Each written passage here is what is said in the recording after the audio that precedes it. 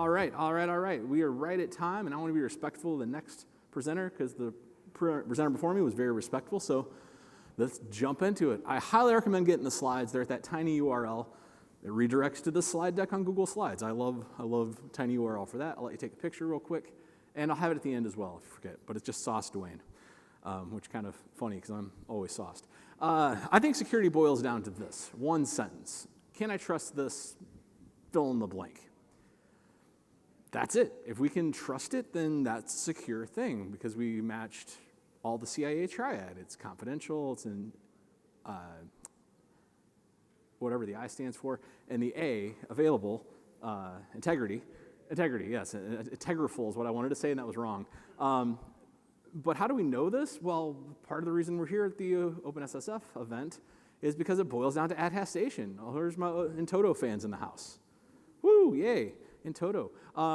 Yeah, how do we know? Because we attested to it. What does attesting mean? That means we proved it's true. It's also the act of proving that it's true is also the attestation. It's the proof or evidence by which something was attested. And I kind of like that self-referential bit of the definition. That's why I like this definition. But it's just, how do we know we can actually trust it? Well, you came in here to hear about SCA, and I'm going to talk about SCA eventually. But I think it's spaceship operators to software supply chain security, and I don't see a difference at this point. To me, they're the same thing, and this is why we're doing one. Does everybody here know the spaceship operator? Go look it up. Go bother your developer friends about it. It's one of the coolest things in all computer science. I'll get to it later and explain it. But if we can attest that our software supply chain gives us the expected code, free of vulnerabilities, free of alteration, and with the expected license, and you might be like, what? Expected license? How's that security? We'll get to that. But if we can do those things, then we will have done our jobs with supply chain security and eventually SCA. Oh, by the way, I'm Dwayne. I came down here from Chicago. I help people figure stuff out. That's my entire mission in life. If I help you figure out anything, I've been doing my job. Such as that band we were listening to earlier is called Telenovela. They're out of Texas, and they're a band you should check out. You should figure that one out. I've been doing stuff in platforms, working for various companies. I've been in open source since about 2006, 2005, in my first job in the Java world. But I've been a developer advocate, like officially my job since 2014. I co-host the Security Repo podcast. We have a lot of awesome guests. Everything you can think of in security is like what we like talking about. And you want to reach out to me on the internet, please do so at those places. I prefer LinkedIn because they just do. And also I love rock and roll and music in general. If you want to talk about local bands, I am all about that. Or karaoke. Very briefly, I work for this company, GitGuardian. We help people solve secret sprawl, that problem. Hard-coded secrets leaking out. It's a huge problem out on the internet, throughout your source code, throughout your other places. We also help people with honey tokens and some dev tools to help you stop hard-coding secrets in the first place.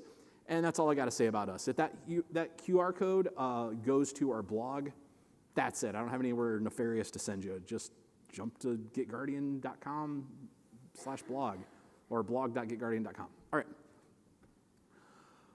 Why we need software supply chain security is because there's a lot of people out there that still, I talk to a lot of people. I go to DevOps days, I go to PHP-specific events, I go to a lot of different events in the world. And there are still developers, not developers, but there's still people outside of development, I should say, who still think that the world works like this. And because there was at a certain time, this.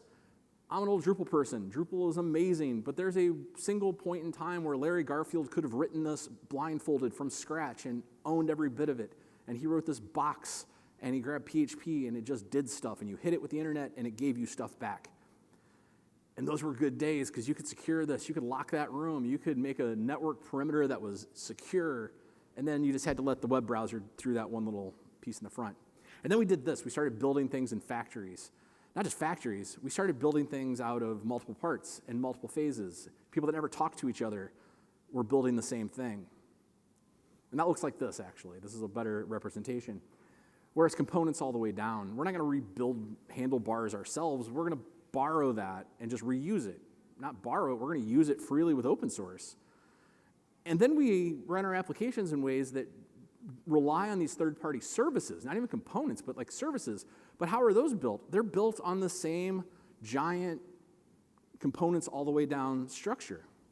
And we get these wonderful interoperability pieces. That's part of why I love open source and why I love DevOps in the first place, is we can build whatever we dream up. The problem with this, obviously, is that if you can inject a vulnerability somewhere very, very, very low, maliciously, then it starts affecting everything else in the stack all the way up.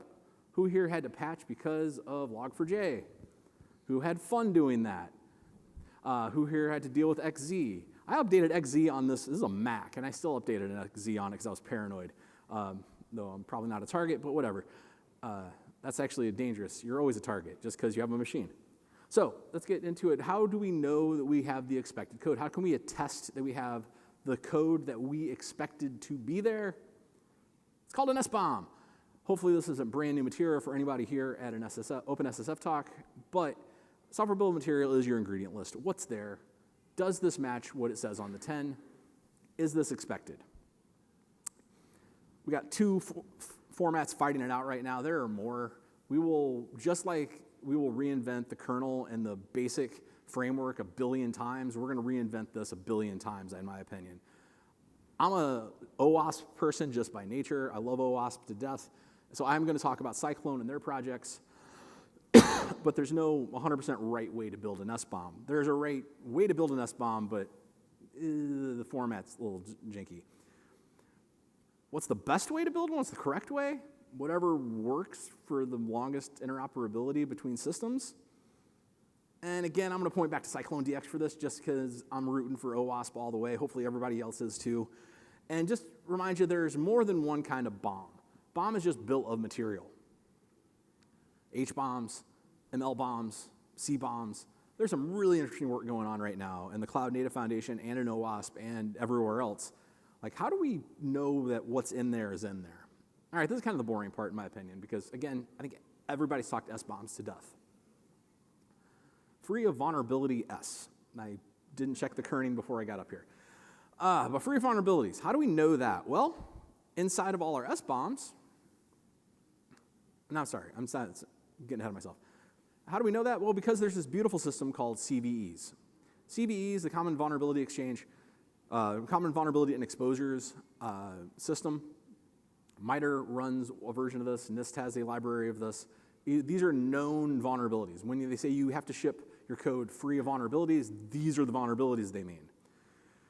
Well, there's a lot of them. How do you know what even affects you and what you need to use or what you need to do next? Well, that is how you prioritize these things. And these are the systems that we currently have. Again, there are more than these. These are just the three most common that I've run into the most, that I've done the most research into.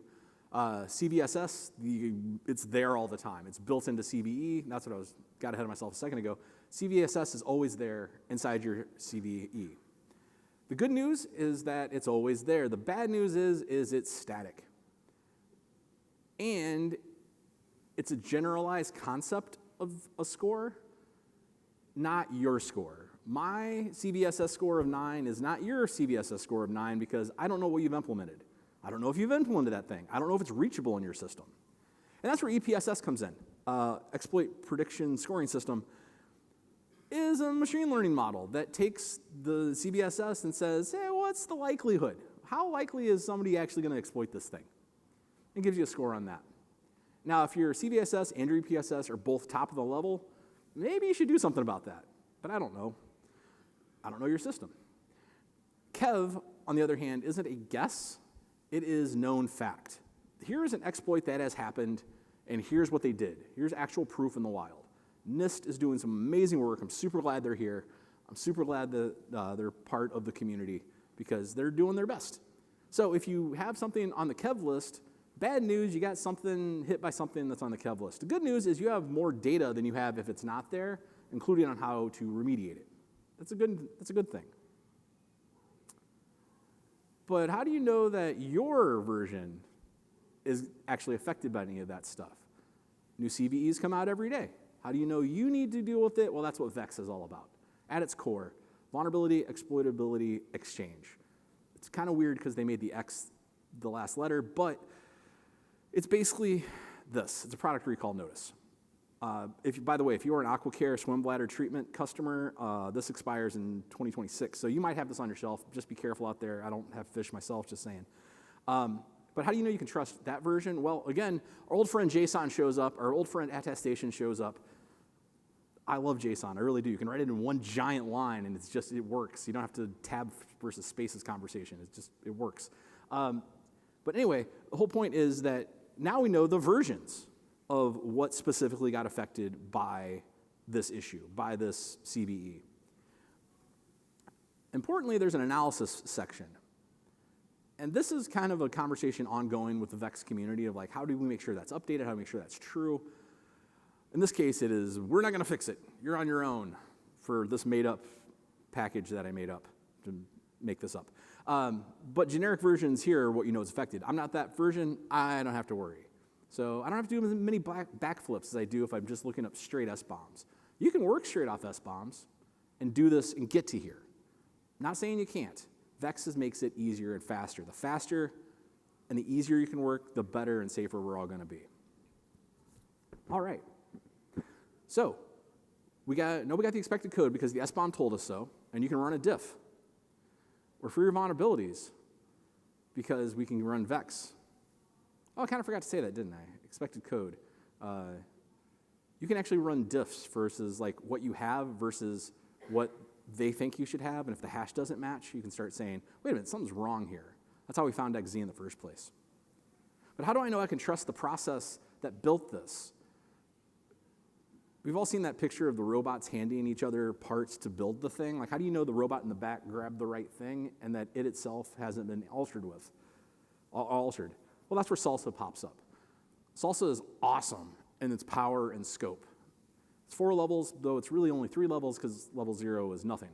It's literally 0. But supply chain levels for software artifacts is kind of like this picture, though. It's easy to kind of grok what it's doing, but the implementation is kind of like OAuth. OAuth is an ideal set of principles, not an implementation framework. That's why there's so much confusion around it. That's why N0's like winning the game so hard is because, well, who else does that? Auth0, not N0, that's a whole different thing. Auth0. But basically, at the no guarantee, there's no guarantees. Provenance exists, you have documented out and you provided provenance files, attestation, that, hey, this is how this thing builds. At level 2, it's a little more involved, like how do we prove that the things we built it on are actually the things we say it built on? And now it's turtles all the way down again. Because how do we know those things are built on things that we can trust? Well, that's what the last one is, hardened builds.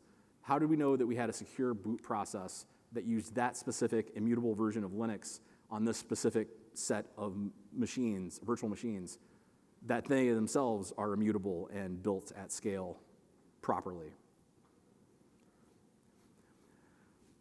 An easier way to think about this is like how SLSA itself says to think about them, is that it's the food safety handling guidelines. If you walk into a restaurant and it's got a score on the wall, how do you know that score is actually accurate? Well, because the government came in and gave it a score, and you can go call the government and say, hey, government, why did you do it this way? And they'll say, here's the process. Here's exactly what we followed. This is exactly how we did it. They weren't following all their processes internally stated, therefore we had to give them a C. I used to live in LA, that meant something. I guess it's funnier on the West Coast. So what does this look like? What's SLSA? Well, at one level it's this. It's just more in toto. Hooray, in toto, JSON, hooray. We know how it's gonna behave. We know exactly how everything got mapped out. We know how everything got built because the build process got mapped out. But it also has this level to it. And I would highly recommend going and finding this blog post from Tenable. Blake Kaiser is one of the co-authors on it, and Blake's pretty awesome in my opinion, but he spent like 6+ months doing this. So SLSA was meant originally for open source teams to prove that they were building safely, securely, and reliably, predictably, repeatably. Nessus looked at this and said, or the Nessus team looked at this and said, we should do this internally just to guarantee that we are at that same level of play. And again, there's no hard rules on how you do this. He went and had hundreds of hours of conversation over 6 months to build this map. But at the end, he understood exactly how everything was built all the way down. Part of that was, hey, we documented it. We got attestation on all this now. We know how these machines are hardened. And part of it is like, well, we figured out the actual process. Who here could honestly raise their hand and say they understand every specific level, every single step from the time your developer pushes a piece of code to the time it hits production, every single thing that goes on in your software? That's what this gives you. It's not easy, it's hard work, but Blake said this is the most important thing he has done since he's been at Nexus, or Tenable. Interesting side note, one of the things that pops up security-wise when you do this, when you actually go down this path, is attestation is proving you did the build the exact same reliable way. Part of that is just like your log files. You're going to end up putting things in there that you probably didn't mean to put in there, that you shouldn't be sharing with the world, even if it's just in a vault that no one can get to, because as we all know, things tend to leak. So make sure you're keeping that in mind. When you start building attestation files for anything, do a proofread. Like, why is there the database credentials dumped into here? Why is there the API keys just kind of dumped out in here? Oh, because we had to dump out that key to prove that's how we built that thing. Redacting is your best friend. In fact, I would highly recommend looking at companies that I could name several, but I'm not going to name them out loud, that do specifically that scanning and try to find hard-coded credentials, but we'll move on. Oh yeah, that's what it looks like. That's an actual attestation file with base64 encoded database strings, or database credentials. Actually, I don't know what those are. I asked ChatGPT to make up some base64 encoded strings, and that's what it gave me. I don't actually know what those are. So, now we know we got expected code. Now we know it's free of vulnerabilities. Our known vulnerabilities, actually kind of important. All software has vulnerabilities. We just don't know about them all yet.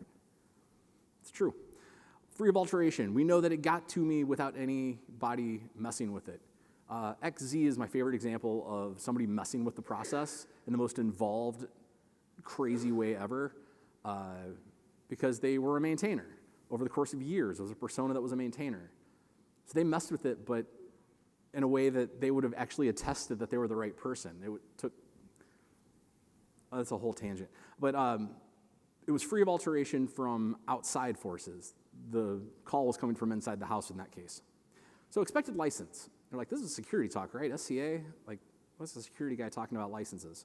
Well, one, I love open source licenses. I've been, again, in the open source community since like 2005, 2006, ever since right before Oracle acquired Sun and the whole Java thing happened and we buried Duke.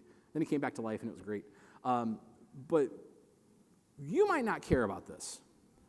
Your lawyers care about this. Your compliance people care about this a great deal. Why? Because, well, for most open source, we have the benefit permissive licenses of Apache and MIT, and then the other handful of permissive licenses. I personally like unlicenses myself and Creative Commons and public domain. Go public domain. Most of the images came here, including from that picture from the Wikimedia Commons. We already own it. It's ours. It's ours to hack and own. And everybody's cool with those because they're permissive. They give you the 4 freedoms, but they also don't require you to do anything on top of those 4 freedoms of examine, run as you want, modify, and distribute as you please. Then there's the GPL, the OG original copy left, that says, if you use this, congratulations, everything you touch with this is now GPL'd. That's the definition. Copy left, not copyright. That's bad if you don't want to open source your code. Now, if you want to be a GPL project, go Free Software Foundation. I love it. But know you're doing that and get clearance from your lawyers you're doing that. They're probably going to say no. Then we got the BSL, which is kind of awesome. We had a dude earlier today who was in MySQL, because this came from MySQL and the MariaDB world. When that forked, MariaDB, to protect itself, said, hey, Oracle, you can't just steal our code we're going to open source and use it commercially. You're the ones that are not allowed to do this. And then last year, HashiCorp said, hey, everybody, you can't build an enterprise product out of our enterprise products or our open source products to compete with us. And now it's a different world of BSL. Your lawyers might have different opinions on what BSL is and or isn't, but they're going to see it as proprietary. That's a whole world unto itself. Good or bad, proprietary licenses are how we built the world. So the good news is that your SBOM contains this information. All you got to do is grep it out, regular expression it out. you kind of see a theme here, right? Attestation boils down to JSON files. That's kind of my point. But before we leave licenses, I just want to make this point. And this is probably one of my favorite things to talk about these days when I'm talking to CISOs and senior execs, is like, what does risk mean for you? A security risk is different than a technical risk, which is different than a business risk, which is different than a legal risk, which in and of itself might be a compliance risk, but a compliance risk is slightly different. My favorite actual example of this, if you walk into a room and say, hey, we got a bunch of technical debt, most of the time you're going to get a blank stare. If you're talking to a technologist, they'll have a rough idea. But if I ask everyone in this room their own definition, I'll get something slightly varied off of Ward Cunningham's original idea, but it was 2002 Ward Cunningham was working for a financial services company, building a product. They're like, this guy got to get out the door right now. And they're like, well, we could do that, but how do I put this? You're financial people. Well, we're going to be taking a technical debt on, a high-interest technical debt, and we'll have to pay it back immediately or we're going to suffer. And they're like, we get it. We will take that risk. We're going to take that bet because that's what we do in finance. We take risks. We take bets. And they did, and it worked out. And Ward was so awesomely amused by this happening that he wrote 14 papers on it, and they're all great to read. You should definitely go read Ward Cunningham's work. The problem is today there's a lot of people that grew up thinking that that's a real thing and not just a analogy. Analogies are great in the moment. They're great in a certain situation. They're bad for definitions long term because all analogies are flawed. Otherwise, they wouldn't be analogies. They'd be definitions. How do you know what other people in your company care about? What risks do they care about around all of this? Not just the technical stuff you care about security, but about compliance, about legal. The answer to that is you just got to talk to them. It's no harder or simpler than that. And that's hard. It takes time, it takes some motivation, but if you walk out of here with no other thoughts about SCA or software supply chain, know that your definition of risk isn't their definition of risk. And the higher up you go, the more it's not the same definition. Once you get on the same page, you can start having more intelligent conversations and get more done and protect them. How do you know what to protect in the HR if you're buried down in the tech stack? All right, moving on. Get off my soapbox on that one. But, okay, what do we do if one of these attestations is bad? Like, oh, wait a minute, I don't think this is free of vulnerabilities. Those hashes don't match anymore. I'm pretty sure that they didn't follow the right process because there's no way this would have ended up in there if they would have. Oh, man, that's bad. What do I do? Well, that's where GUAC comes in. This is a little bit of the edge of my knowledge because GUAC is still in incubation. It's still new. Thank you very much, Cloud Native. Thank you very much, OpenSSF. But it turns all of those SBOMs, it turns all of that attestation, it turns all that JSON, which is really, really hard to look at, and all starts looking the same if you're just looking at lines of text that are separated by semicolons, into something you can hit with a GraphQL call. So the world it promises is, all right, here's new information. Let me see if I'm affected by that. Graph all of your data, bring back, or query the graph of all your data, bring back, here's exactly where we aren't affected, and here's specifically those fields inside of SBOMs, and this is why standards are important, that tell me what to do about this. Good news, this is free and open source. Bad news, this requires understanding graph databases just a little tiny bit, and that's a hard thing to graph if you haven't really ever thought about how many hops you are away from something, which is kind of all graph databases are. Again, open source, awesome, we're at the beginning of it. What is the promise of this? I'm going to let Michael take it from here. I've never actually met Michael in person. I think he's awesome, and I'm very grateful for him. That tiny URL goes to his actual LinkedIn post where he says this all in a huge post. But the most important part, I like this last paragraph, but the most important part is no more panic and late nights scrambling to figure out what lives where. I can just ask GUAC and get the answer of what needs to be done, where, in order to resolve it. That's the promise. And somebody in the audience, probably at this point with 5 minutes left, going, wait a minute, wasn't this talk about SCA? What on earth? You've been talking about SBOMs and things. Yeah, space operator.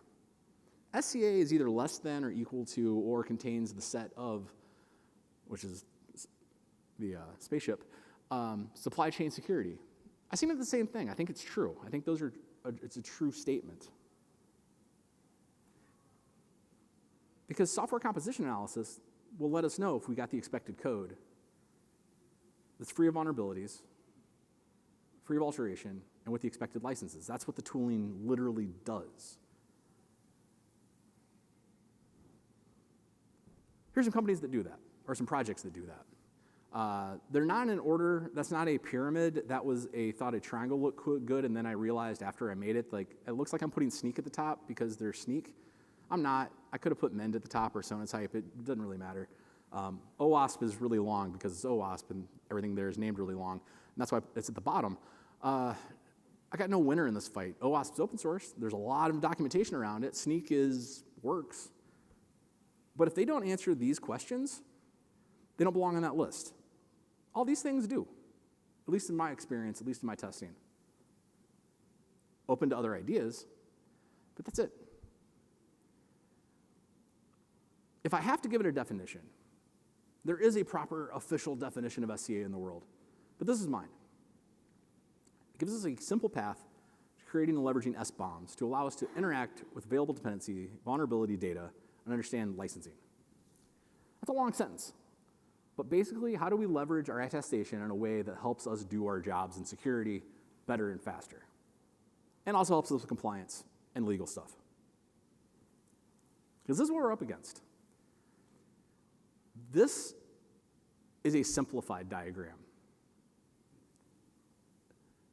Those number of components on the left there number in the thousands in some projects. Your best SBOM tools will show you a few levels down because at a certain level, all of your transitive dependencies don't really matter.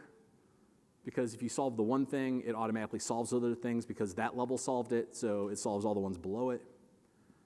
But that's still a big trade-off. Like, you're not going to go down to pad left at this point and look for security in a piece of code that's 3 lines long. You probably should. We probably should be decompiling and looking at everything and running diffs and reading every line and like, what does this actually do? But let's face it, that's not what we're getting paid to do in the industry. We're getting paid to get stuff out the door, make our clients happy, drive business value.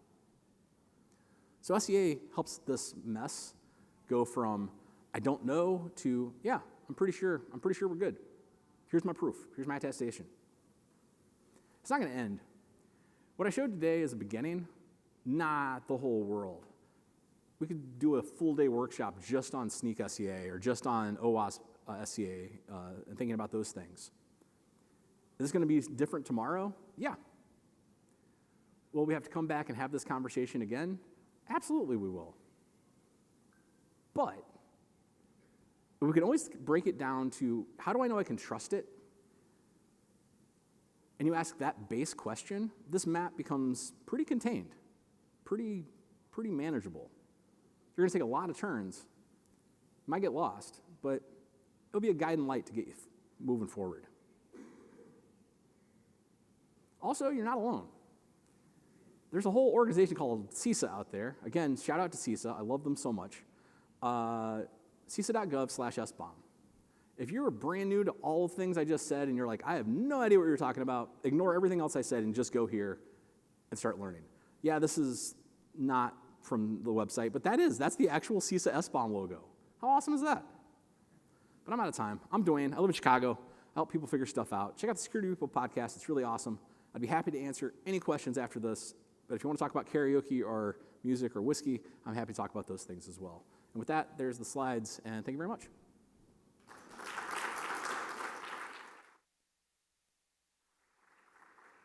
I literally have 40 seconds, so if there's one question I can answer in like 30 seconds. 24. All right, there, quick. Yeah. So my question is, like, what do you do about so you have a lot of vulnerabilities in your application, okay? And then they're all listed, but then how do you prioritize? Like, okay, you can prioritize by using CVSs or REX. Yeah. You can prioritize them. But then the ones which don't have fixes, what do you do?